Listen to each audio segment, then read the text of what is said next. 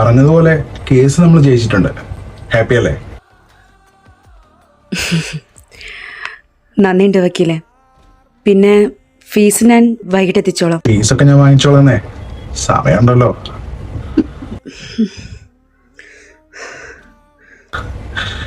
ഇനിയിപ്പോ എങ്ങനെയാ?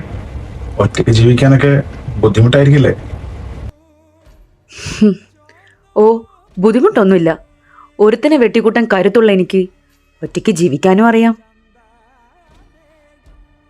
അതെ, പെണ്ണായാലും ഇങ്ങനെ വേണം. അപ്പൊ ശരി, കാണാം.